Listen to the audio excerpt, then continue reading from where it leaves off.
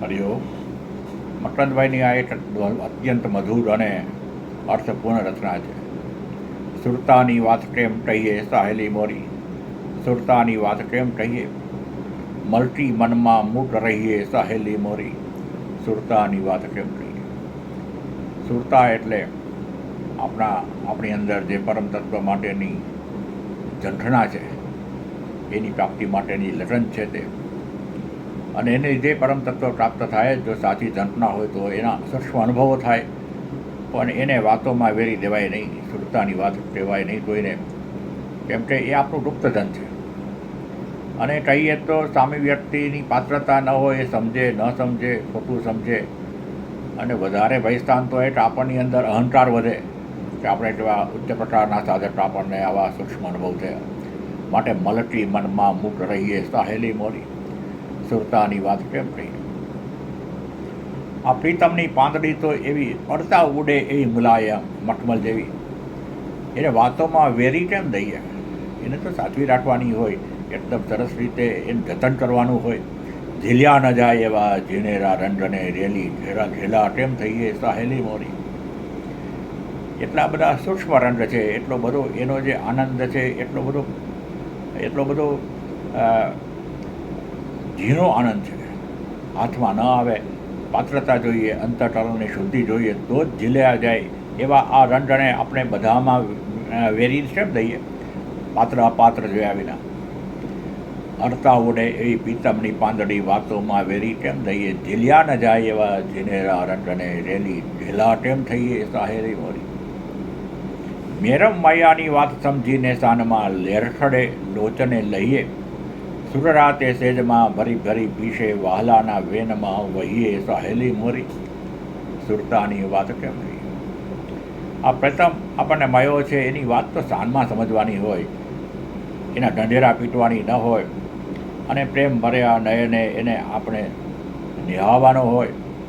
સુગરા જે ગુરુવાન છે, એ શ્રદ્ધાવાન છે, એ તો બહુ સહેજમાં સાવ સ્વાભાવિક રીતે, સહજ રીતે એને પ્રાપ્ત કરશે અને એના અમૃતનું પાન કરશે. આપણે તો એના વહેણમાં વહેવાનું હોય. આપણે તો કોઈ પણ પ્રકારની ચિંતા વિના એ પરમ તત્વના એની ઈચ્છા પ્રમાણે સરસ રીતે આપણા જીવન રાહવાનું હોય. એના અનુભવોને હૃદયમાં સાચવીને એને વેરી નહીં દેવાય. મેરમ મયાની વાત સમજીને સાનમાં લેરખડે લોચને લઈએ, સુરરાતે સેજમાં ભરી ભરી પીશે વહાલાના વેનમાં વહીએ સાહેલી મોરી.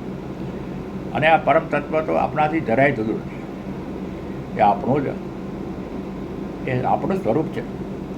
માટે અંડે અંડ એ વહાલોજી વસ્યા. એ પરમ તત્વ તો મારા અંડે અંડમાં જાણે કે સમાયેલું છે. મકરંદભાઈની એક કવિતામાં એમણે કહ્યું કે મારે પટલે પટલે પીયુનું હવે પટેલું. તો એક જ તત્વ થઈ ગયું, કેમ કે પટલા મારા અને પટેલું પીયુનું. એ રીતે આ તો અંડ વહેલો જ વાલાજી વસ્યા છે. એનાથી દૂર જવાનું શક્ય જ નથી. જીવનથી દૂર કેમ જઈએ. ગીતો રવાય કેમ એના રે ચોખમાં, એનો ઢંઢેરો ન પીટાય, એની લોકોને વાત ન કરાય. ગુપત ઉરે ગુંજી લઈએ સાહેલી મોરી, સુરતાની વાત કેમ કહીએ. સ્વામી આનંદે મકરંદભાઈ સદના પુત્રમાં એક પંક્તિઓ ટાંકી છે. ऐसा लो तत् ऐसा लो मैं जय बिद कहूँ रविदार, બહાર કહું તો સદગુરુ લાજે, ભીતર ભેદ અનોખા લો, બહાર ભીતર સાવ સ્વતંત્ર ગુરુ પ્રતાપે દીઠા લો, मैं जय बिद कहूँ कबीरार. બહાર કહું તો સદગુરુ લાજે, બહાર આવી વાત કરીએ તો આપણા ગુરુ છે એને લાથાય કરે. આ શું કરે છે? ભીતર ભેદ અનોખા લો, અંદરથી અનોખો ભેદ આ પરમ તત્વને જાણો, જે તમારું ગુપ્ત તત્વ છે, તમારું સૂક્ષ્મ તત્વ છે. બહાર ભીતર સાવ સ્વતંત્ર, બહાર ભીતર જે પરમ તત્વ વ્યાપ્ત રહેલું છે, એની વાત હું કેવી રીતે કરું. મેં કહી બીજ કહું ગભીરાલ. અંડે અંડે વહાલોજી વસ્યા, જીવનથી દૂર કેમ જઈએ, ગીતો ટવાય કેમ એના રે ચોટમાં, ગુપત ઉરે ગુંજી લઈએ સાહેલી મોરી, સુરતાની વાત કેમ કહીએ.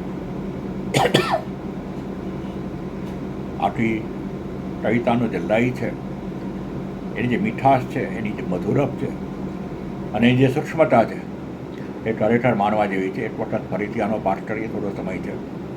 સુરતાની વાત કેમ કહીએ સહેલી મોરી, સુરતાની વાત કેમ કહીએ, મલટી મનમાં મૂટ રહીએ સહેલી મોરી, સુરતાની વાત કેમ કહીએ. અડતા ઉડે એવી પીતમની પાંદડી વાતોમાં વેરી કેમ દઈએ, ઝીલ્યા ન જાય એવા ઝીનેરા રંજને રેલી ઝેલા કેમ થઈએ સહેલી મોરી. મેરમ મૈયાની વાત સમજીને સાનમાં, મેરમ મૈયાની વાત સમજીને સાનમાં, લેરખડે લોચને લઈએ, સુટરાતે સેજમાં ભરી ભરી પીશે, વહાલાના વેનમાં વહીએ સહેલી મોરી, સુરતાની વાત કેમ કહીએ. અંડે અંડે તે એટ વહાલોજી વસ્યા, અંડે અંડે તે એટ વહાલોજી વસ્યા, જીવનથી દૂર કેમ જઈએ, ગીતો રવાય કેમ એના રે ચોકમાં, ગુપત ઉરે ગુંજી લઈએ સહેલી મોરી, સુરતાની વાત કેમ કહીએ સહેલી મોરી, સુરતાની વાત કેમ કહીએ. હરિઓમ.